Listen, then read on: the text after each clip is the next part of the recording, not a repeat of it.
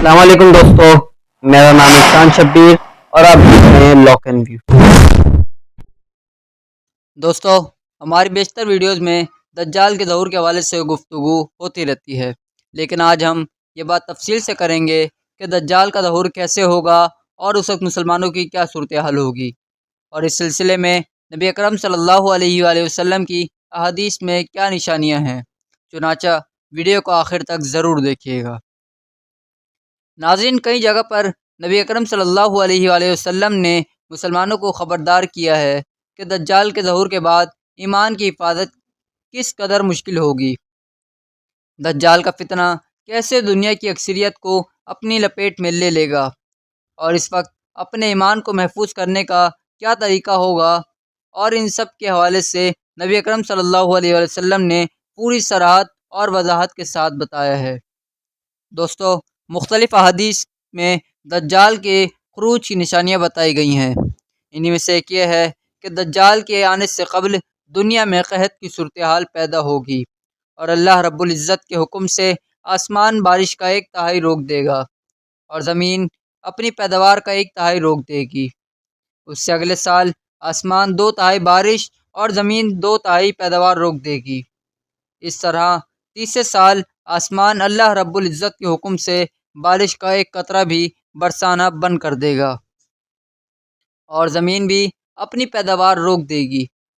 جس سے پوری دنیا میں غذائی قحط کا بحران برپا ہو جائے گا، اور اسی دوران دجال کا ظہور ہوگا۔ اس کے ساتھ نبی اکرم صلی اللہ علیہ وآلہ وسلم نے یہ بھی فرمایا کہ جب دجال آئے گا تو اس کے ساتھ روٹیوں کا پہاڑ ہوگا اور پانی کا دریا بھی ہوگا۔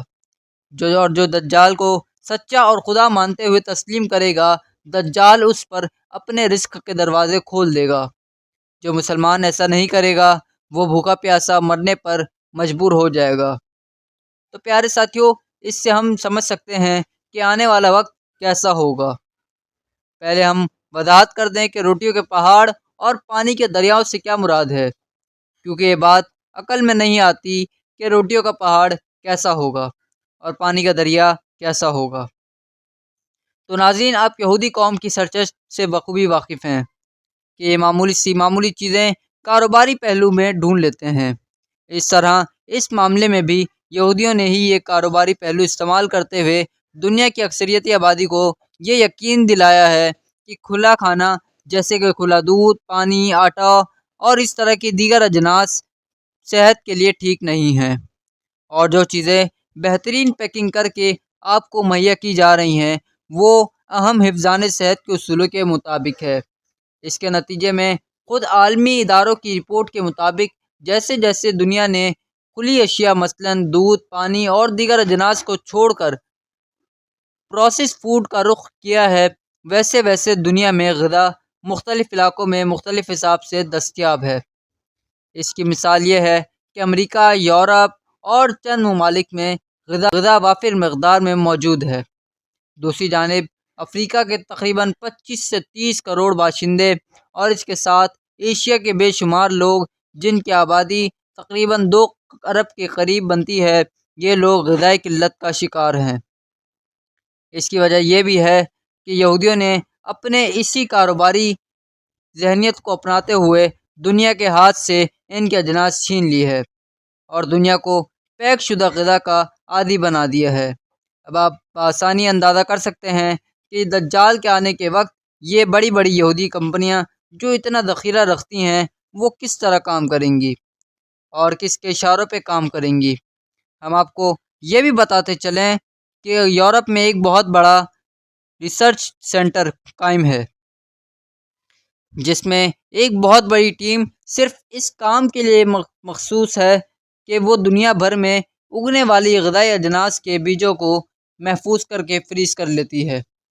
جب غذائی قلت ہوگی، قحط کا دورہ ہوگا اور 3 سالوں تک نبی اکرم صلی اللہ علیہ وآلہ وسلم کی حدیث مبارکہ کے مطابق نہ پانی برسے گا نہ زمین غلہ اگائے گی،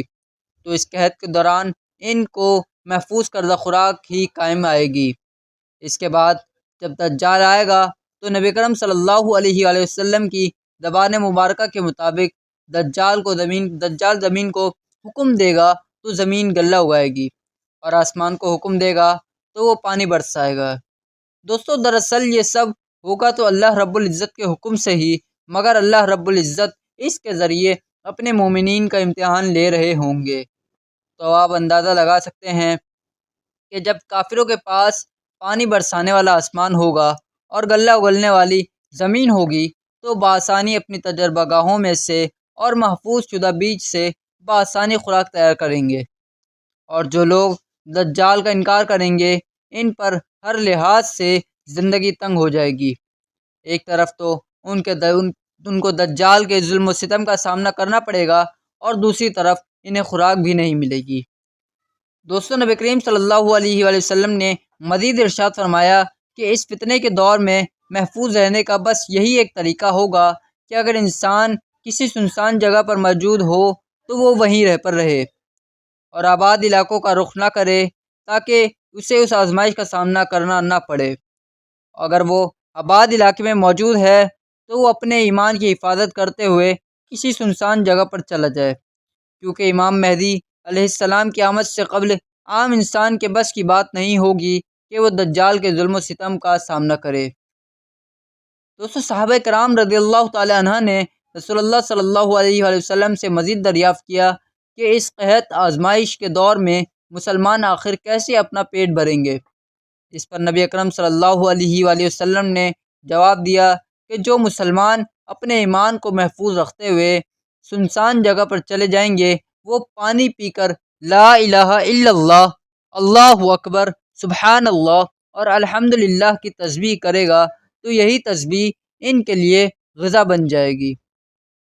اور ان کے جسموں کو بھوک کا احساس نہیں ہوگا۔ ناظرین، ہم نے جو منظر نامہ آپ کے سامنے پیش کیا ہے یہ کوئی ڈرامہ یا خیالی تصویر نہیں ہے، بلکہ یہ حدیث نبوی صلی اللہ علیہ وآلہ وسلم کے الفاظ ہیں، اور ہم نے وہ سب دکھایا ہے جو اس وقت دنیا میں چل رہا ہے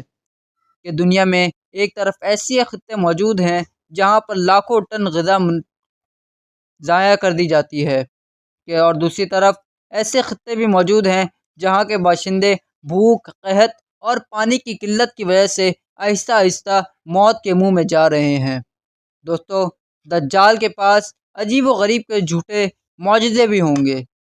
ناظرین، اس سے یہ بات بھی ظاہر ہے کہ یہودی نے نہ صرف دجال کے لیے دعائیں مانگ رہے ہیں بلکہ وہ عملی طور پر تیاری بھی کر رہے ہیں۔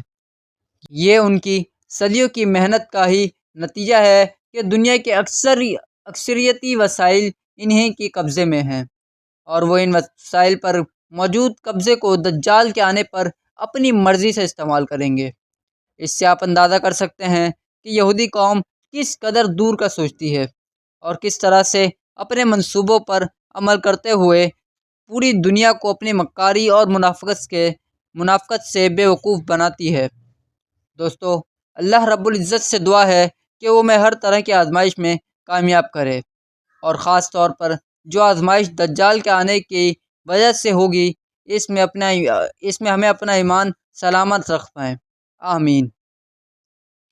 دوستو امید ہے آپ کو آج کی ویڈیو بھی اچھی لگی ہوگی۔ چینل کو سبسکرائب اور ویڈیو کو لائک کریے گا۔ ملتے ہیں اگلی ویڈیو میں، تب تک کے لیے اللہ حافظ۔